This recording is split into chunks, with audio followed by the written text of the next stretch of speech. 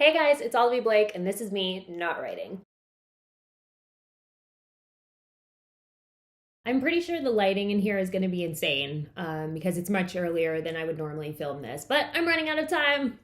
So here we are. My dagger over here. If some of you are new to this, by the way, and you're like, why does she have a dagger? Other than for obvious aesthetic purposes, Mr. Blake made me that dagger, so I just carry it around. Anyway, welcome to the end of a very crazy year. It's very hard for me to understand how this year even happened.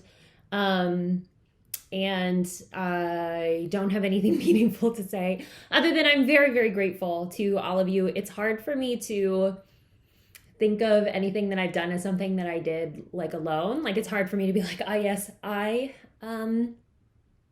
had 2 New York Times bestsellers this year and got 4th in the Goodreads Choice Awards, which was like basically looking at the numbers, like I'm calling it tied for second. It's fine. I really thought Babel was going to win. I've heard people say that the Goodreads Choice Awards is like rigged. I don't think it can be rigged, like looking at those numbers. I'm not sure how things get nominated. Like My Mechanical Romance got nominated for young adult fiction, and I find that crazy. I have no idea how it ended up there. Presumably some of you like the book, which is great, but it was definitely a big surprise. I was surprised to see Atlas, and I was floored to see My Mechanical Romance. But, because nobody knows who Alexine Farrell-Flemeth is. I barely do. So, anyway, not to go on about that. But yeah, I was very, very, very, very shocked by those results. I didn't even know there were that many people reading.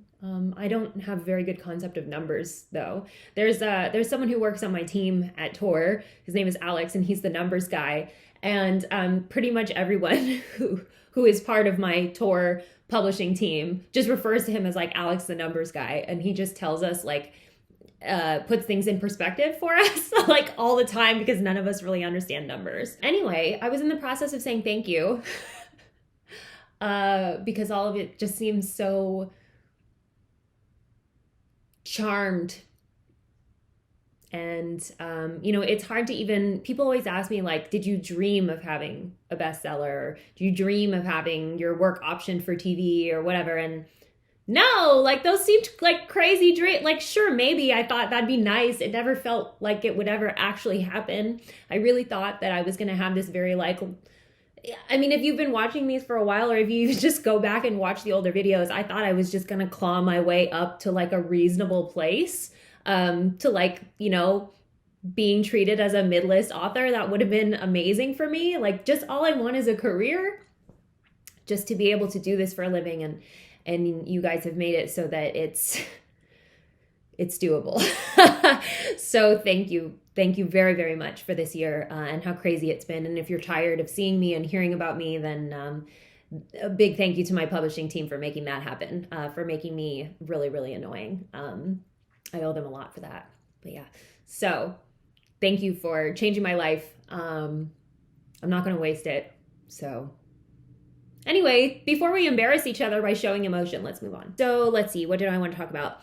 The Alone with You in the Ether audiobook, because I didn't talk about it last time. I just wanted to give you a little bit of like behind the scenes for the audiobook. Also, my necklace is completely backwards. That's cool. So the audiobook, it's really cool because, if you've read the book, then you know that there are a lot of, also it's freezing in my office. That's why I'm wearing this enormous. This sweater was handmade in Ecuador. Anyway, I bought it in Edinburgh when I was there. Hi, Scotland. The audiobook. It's, if you've read the book, then it's got all these like sort of cinematic parts in it that are meant to, I think I've explained this before, that like the narrators that happen in the beginning are because like Aldo and Regan are not yet able to tell their own stories. And so kind of like both as a narrative technique and as a way of like expressing that part of their mental state. So for both the mechanics and the style of telling the story, I inserted these other narrators, and they're so fun to listen to. The audiobook is fun. I actually wish that, like, knowing how fun the narrator breaks are in audio, I kind of wish I had written more of them.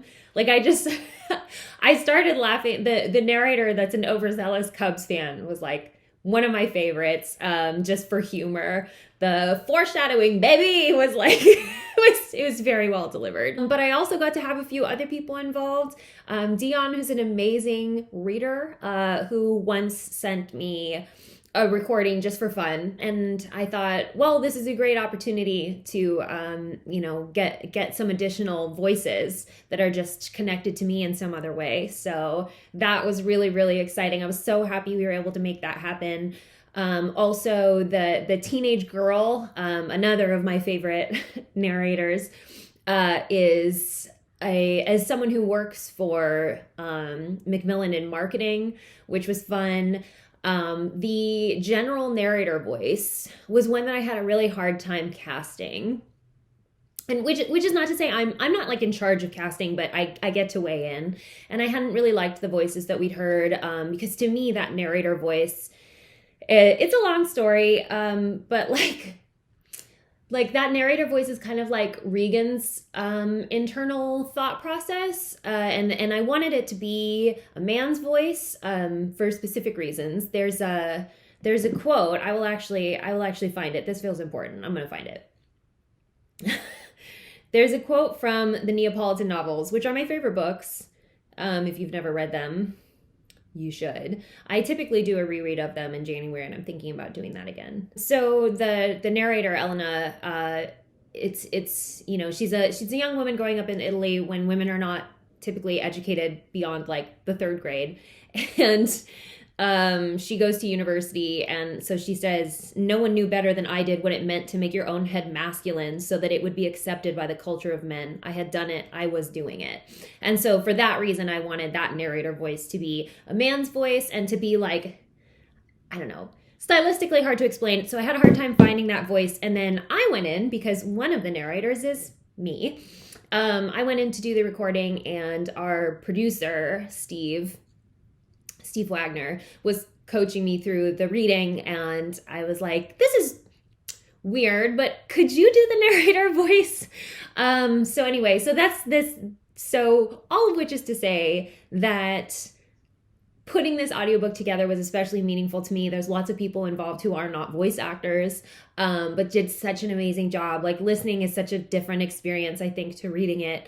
And also, but the actual voice actors too are incredible. Sura Sue is amazing. Every time Regan swears, every time Regan drops an F-bomb, Sura does like an amazing job with it. I don't know how to explain it. You'll just have to listen to it. And then Rob Morera is a great Aldo. When I first heard him, initially, I think, unfamiliarity with the character, he started making Aldo like seem kind of cool. And so I was about to be like, no, this guy's too cool to read Aldo. But then he leaned into it, and it worked out really well. And anyway, I'm really enjoying it. He does some really good delivery also. I'm not really an audiobook person. I've said this many times. I hate podcasts, for example, although I was on an NPR podcast, which I'm really excited about. You guys know I ramble, right? You guys aren't expecting me to stick to one topic. Alone with You in the Ether, audiobook. Thank you to Dion, to Steve, to Emma, all the people who were part of it, and of course, Sura and Rob. Amazing. And I have yet to listen to the Atlas Paradox audiobook. I typically listen to my own audiobooks. I listen to my own audiobooks, I say, with all my books behind me, as I'm signing my own name on tip-in sheets. So it's a real exercise in narcissism. For the record, I have to put all of these books somewhere, so they're in my office. I do own books by other people. There were a couple of other things I wanted to talk about. One is the HarperCollins strike, which I think is absolutely, I think it's crazy. On the day I'm filming this, it's been like a month without any response. And it's after R.F. Kuang and Molly McGee, the editor of the Atlas 6, had a huge rally that looked very successful. And I tweeted about it, but I've said before, I don't think that Twitter is a really good place for me to really discuss things in earnest. I feel that Twitter is not a very welcoming of good faith arguments. The algorithm prioritizes a certain type of response. So I we talk about the algorithm like a religion, which I'm not going to stick to one topic, which reminds me that if you haven't heard, I wrote for a dark academia anthology called In These Hallowed Halls, which is really exciting. It comes out September 12th, 2023. And the story I wrote for it, it involves sort of the almighty algorithm. I told myself I was going to write exactly like, it's like, I'm not going to try to do anything different. I'm just going to write exactly what people are coming to the dark academia anthology for. Like, I had this idea that was going to be like Cruel Intentions meets Gone Girl. And I was like, it's just going to be like exactly what you would think of as dark academia. Like, yes, it's going to feel like, you know, maybe stale because it's something that's been done before, but it's what people want. I'm not going to surprise them. And then instead I wrote this story about, like a magical supercomputer. So like a technomancy academy. And it's about this psychologist who comes because their magical supercomputer is glitching and predicting apocalypses. So she has to treat it as if it's a patient. So anyway, In These Hallowed Halls, September 2023. I actually have a lot of books coming out next year, but we'll talk about that in a second. The HarperCollins strike. I think it's crazy that the entire dollar amount they're asking for is like $1 million total, just to give all their workers a living wage, to increase diversity. Like, I should talk about this with like more information. I really should, but you can find that information. I'll link it for you. I just think it's like, it's very obvious to me that like, I mean, I hope that you know, because presumably you've read some of my work, that I'm pretty progressive and certainly on the side of labor. And these books that we love, they would be nothing without the people who work on them. The people who I've said many times that like part of the reason that the Atlas Complex feels like it's far away is to allow my production team to like not be completely overworked. Because crashing a book to deadline like we did with the Atlas Paradox, that's just like making life unlivable for people who are already not paid very much, who live in like the most expensive city in the world. So I don't know that that's true, but you can vibe with that, right? Like, it's, ultimately we're talking about people who are having to do a lot of daily grind for not much reward. Like, and it is very it's alarming to me that there would even have to be discourse that HarperCollins feels that they could go this long without responding to what to me is a very reasonable request. Basically, everyone in publishing is underpaid. And like, everyone could stand to be paid more, and especially really big publishers like HarperCollins that can afford to pay their, celebrity right-wing authors the amount that they do. You'd think they would pay those people that actually do the work, but so I wanted to touch on that, and I also wanted to touch on the subject of AI art. I'm not into AI art. I think that, and I think if you've read Alone with You in the Ether, you know my thoughts on art. That art is not just the product; it's the process, and I think that there's something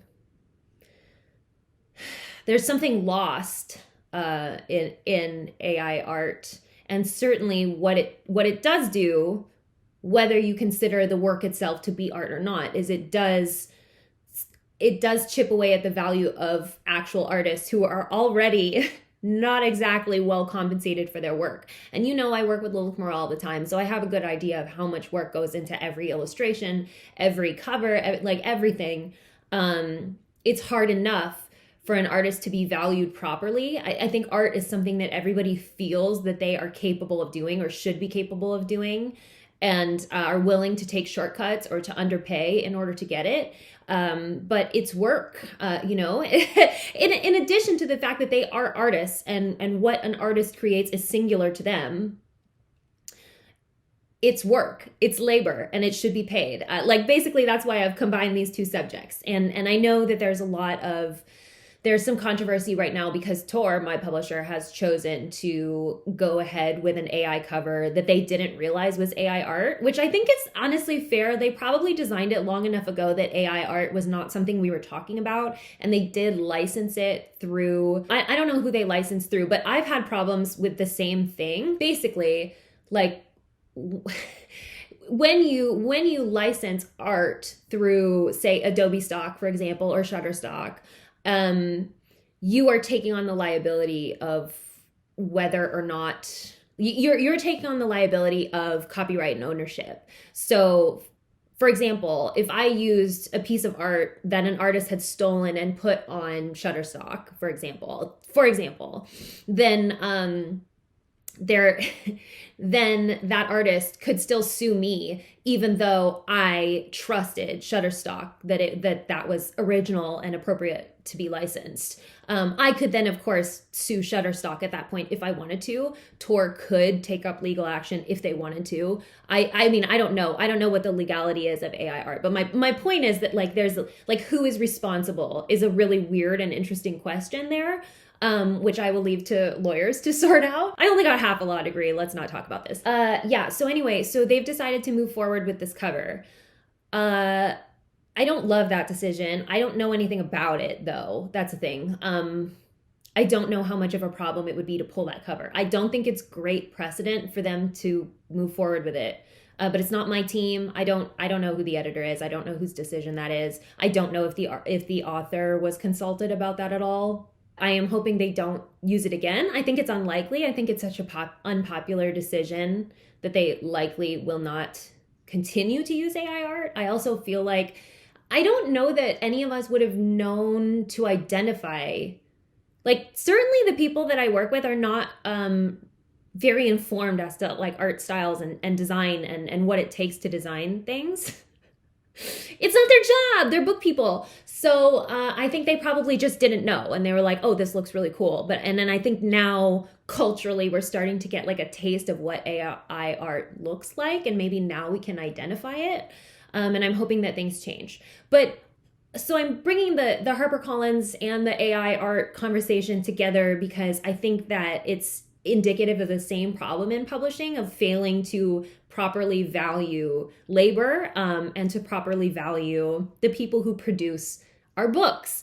And I'm not, as usual, there's no real point to having this conversation except to say that I hope it's something that you care about. I think especially, I hope that in being sort of transparent about publishing and its inner workings, helps us to properly value our books. These stories that we carry around with us that change our lives and change the way we think and change the way we feel and relate to other people. It can't be undervalued. And I think basically publishing has a capitalism problem right now, where, as usual, we're having the issues where profits are being prioritized over who actually makes the books. And yeah, keep an eye on it. If you want to donate to HarperCollins, their strike fund, I'll include that information here. Don't stop buying HarperCollins books because that punishes the author. But I believe their stance is if you're, like, reviewing advanced copies, withhold your review for a while. You can look at that. Okay, I got a lot to talk about, so I should move on. Someone asked me what I think about the Harry and Meghan documentary or docuseries. I've talked about this before. I think we were oversaturated in them before, and now it's starting to feel actively paradoxical to me. So I haven't watched it. I'm not going to watch it. I'm not that interested in their private lives. What I find interesting about them is their relationship to the institution. And at this point, they've already taken their jabs. I think at this point it's become like it's a family problem, and they need to, like, sit down and talk. Which if my brother was paid however much money by Netflix to point fingers at me, knowing that I could not respond, I would not take that as a sign of love. I would take that as shots fired. So like, I feel like maybe two Leos shouldn't be allowed to get married. That's a crazy thing to say. I don't mean that. Like, I do, but I don't. No, okay, so when I say it's a paradox, I just think, like, I feel like Prince Harry has forgotten that he has essentially no relevance to the world except for the fact that he was born into the monarchy. So it's weird that he wants to have the privilege of a global audience. And he and Meghan, like, essentially it seems like their big problem is that they weren't treated as equals by the royal family, which literally does not believe in equals. Like, the whole purpose of the monarchy is that each of them are appointed by God to be above everyone else. Like, you can't expect equality in a classist system. We're talking about a classist, racist, colonialist institution. You cannot reform that. So it is starting to feel very hypocritical for them to take shots at the monarchy, but kind of do it as like, oh, it's a media problem, when, like, you know, at this point I'm like, dissolve the monarchy and stop talking.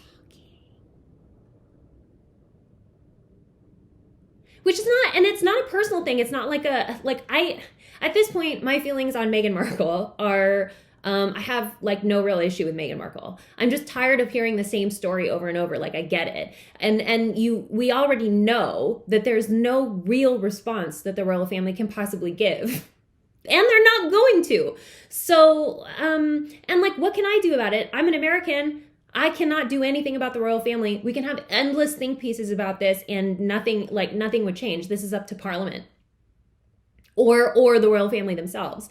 So, yeah, I mean, I wrote a whole fic about this. So, I mean, if you wrote, yeah, it's only really reinforcing the fact that when I was writing The Commoner's Guide to Bedding a Royal and its sequel, The Princess's Guide to Popular Statecraft, I had this very, like, liberal, progressive character, and there was no way to maintain, I couldn't keep her as a princess, because if that's what she really believed in, then she would never accept being a princess. Like, these realities cannot coexist. Meghan Markle cannot believe what she believes and expect to be a duchess. Like, it doesn't work. And I fully believe that they were in love and that, like, she didn't know what was coming for her. I do think she wasn't adequately prepared. And maybe, again, that's just because they were in love, and that's great. But, like, you know, that's a wonderful love story. But also the platform you've been given was handed to you from birth, you know, and marriage. And it's not to say they don't have valuable things to say. It's not to say that they are not valuable perspectives. It is to say there is some very strange fundamental mismatch of intentions, and I just don't have any interest in following along any further. Anyway, and then I have a romance question. I know it was, oh, where to go? Oh my goodness. Oh, someone did ask if I could elaborate more on my thoughts on time and why it fascinates me so much. I don't know. I write about death a lot too, so I'll have to think about this. Maybe this is something for the new year, like why I write about the themes that I do. Actually, I almost feel like it's something I would want to talk about when the Atlas series is over, because I feel like there's a lot that went into that I, like, once the third book has come out, I'd like to talk more about the themes of things that I researched and stuff, but I can't yet. Anyway, so someone was talking about modern romance, my fic, which there's like so modern romance is based on the concept of sex diaries from The Cut, which is a subset of New York Magazine. And they just started a docuseries on HBO on sex diaries. And I'm excited and also so jealous I didn't get to be part of it. I freaking love sex diaries. I've read a lot of them. I read them every Sunday. You should join me. I haven't read the one from this most recent one, but I'm really excited about it because it's a publicist who thinks their partner is cheating on them, and I can't wait to find out. Okay, I've been in a relationship with a guy for a year now. We're both in uni, but he chose to move to a Western country instead of opting to stay in our home country. I've understood, supported, and got excited for him, but that was before he actually moved, when it was summer and we spent virtually every waking moment together, and it seemed like our relationship was perfect. We never fought, at least on serious subjects, and I felt very deeply connected to him. After he moved, things took an unexpected or expected turn. He's not, I think that might be acclimating. He's not acclimating as fast as he thought he would. He didn't seem to make that many friends and generally doesn't like it there that much. It hasn't been that long though, right? As I recall, I was very, very depressed my first semester of college. Like by the end, I would say in December, my first year, I felt very lonely. And like, even though I had some, like my college roommate is still like, I still love her so much. When we were like best friends and really well matched, but I still didn't feel like I'd found my place yet. And then the second semester, I got like really, I decided to stop. I basically decided I was going to say yes to a lot more things, that I was going to purposely go out of my way to join more clubs and volunteer more and go outside of my bubble and try new things. And then college got like really fun from there, that I like found my people and I found different groups that were interested in what I was interested in. And so part of this might just be like a process. I haven't read the rest yet, but so my thought for him is that it does take a while to settle in. I always caution people about Thanksgiving break, your first semester back from college, or winter break or whatever, because it's when you're searching for something familiar. So I think that lots of people get together with someone from their hometown or get back with an ex during that time and then break up in the spring. Because you're lonely. It's natural. Okay, I've been quite stressed with family issues, school issues, and I've noticed that I don't seem to feel the same as I did when he was still here. Yeah, intimacy is hard to do from a distance. I feel like I miss sharing inside jokes or laughing with him. I got so lost in my relationship with him that I forgot what hanging out with my friends alone feels like. Yes, there's some adjustments you have to make here. It's change and you might be grieving the loss of something that you had. We have many arguments over me begging for him to move back home if he doesn't like it there. Him telling me I don't respect his decision and moving back home would make him feel like a failure.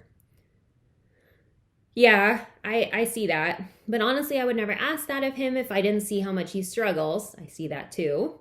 Anyway, even when he comes home, he feels more like a shell of the man he used to be, and I can't help but feel there's no other choice but to break up. We're spending New Year's just the two of us, and I'm hoping to talk about this honestly and arrive at a conclusion. Am I selfish for wishing he was back? No. Am I holding him back from actually being happy there? Possibly. It might be that part of the thing that's difficult is that in a romantic relationship, your partner is the person that you can unburden yourself to. He can tell you things that he can't tell other people because he trusts you. But he probably takes it as criticism that you're like, okay, well then come home, when he's just complaining. So essentially this is a very normal couple problem, basically, which is that he wants to share this part of himself with you, but it's hard for him to share it with you because you have an agenda. But of course you have an agenda because you're the other person in this relationship. So it's complicated. It's complicated. It's something you could work out. It's definitely something you could work out. I'm not currently feeling happy in this, but I still love him deeply. Should I suck it up and try to give it one more chance to see if it would work? It's my first serious relationship, and breaking up with him, or the thought of breaking up with him, feels unbearable. Even if I know I'll survive, it just feels like I wouldn't know what to do with myself. Yeah, well, you wouldn't know what to do with yourself because it would be new. And I think this is resolvable. Your relationship is going to have to change its shape. It's going to have to learn to, you're going to have to learn to be there for each other from a distance. And that can be very hard because you basically are speaking a different language than you used to. You know, if you look at this as like a quintessential love language problem and you're now ruling out physical touch or, maybe quality time, you have to find a way to be there for each other in a different way. And maybe that new way is not enough for one or both of you. And in that case, it might not be something you can resolve. Maybe. Long distance is hard. However, you do know that this particular long distance has an end date. Potentially. I guess it depends what his goals are if he wants to actually stay wherever it is that he goes to university, but this is the kind of thing, relationships, a relationship will never just stay the same because the people inside the relationship will change all the time. And both of you are in a place where you will change a lot. There's a reason that high school relationships don't work out, and it has nothing to do with love or falling out of love. It has to do with one or both of you changing. And, I think of it as like when you're in university, you are in a place where you're starting to figure out what shape you take in the world, and you might start taking up a little bit more shape, and that a little bit more space. And it's an adjustment that's hard to make if your partner can't change with you. And, not to say which one of you that might be. I have no insight on your relationship there, but can it be overcome? Yes, absolutely. I think you can have a conversation about how you would like to be loved while you're apart. I think that encouraging him to come home is something that you maybe have to stop doing. You maybe can tell him once, like, well, I see that you're unhappy and that makes me wish you would come home. But if you don't want me to bring it up, then I won't bring it up. And we'll just understand that that's something that I think, it's just, you have to understand that him unburdening himself to you and potentially complaining and expressing his anxieties or concerns or sadness or whatever is something that he's doing because you're a person that he trusts. Just because he trusts you with something doesn't necessarily mean that he wants you to fix it. But at the same time, if he's doing too much of that and it's too difficult for you, then that's something you need to express to him. I think that if you can get on the same page, there's no reason you have to break up.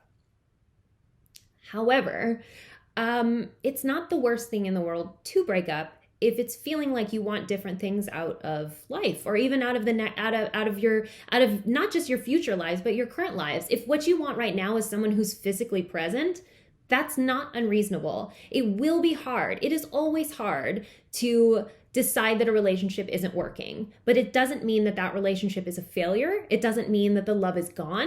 It just means that the relationship, I take this from, it's a bachelorette who said this, but I think about it all the time, that like, this is not the situation I said yes to. So it's fair to reevaluate, to renegotiate. A relationship is a partnership. It's based on more than just feelings. It's also based on, can you create a life together that is better than the life you would have apart? And sometimes that answer is no. But it's up to you to decide that.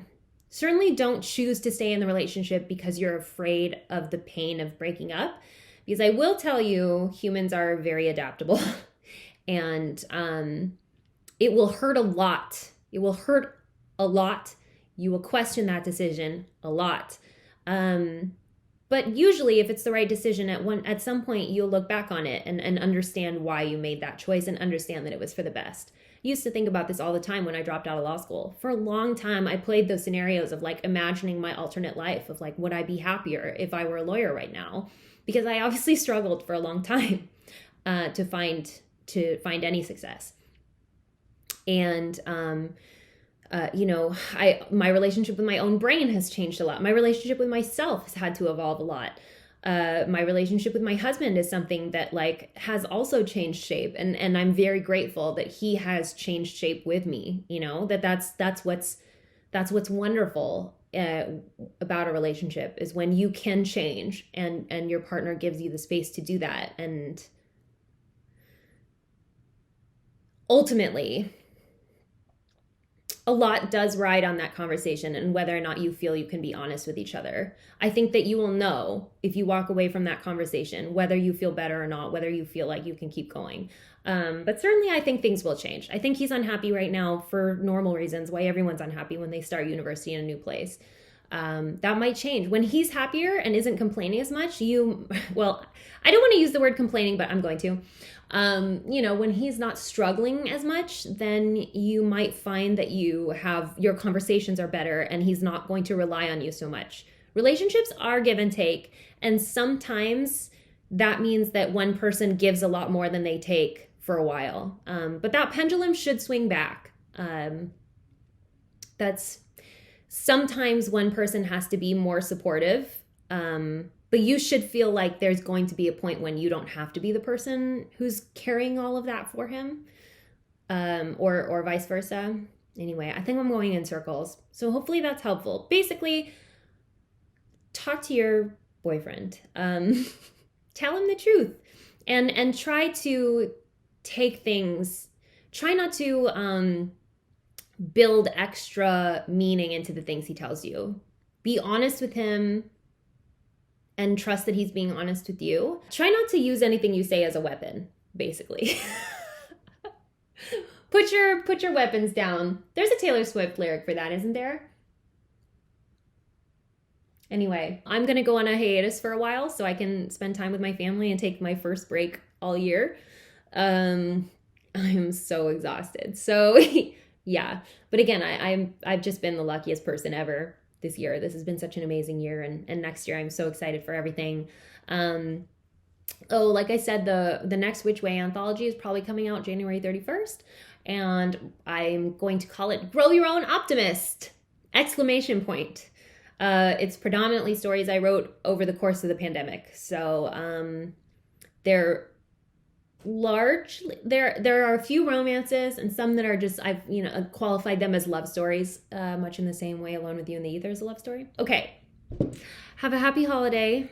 Have a happy, merry, holly jolly holiday and a wonderful new year, and get some rest and feel some joy and be good to each other. Okay, this has been me, Olivie Blake, not writing, and I'll see you next year.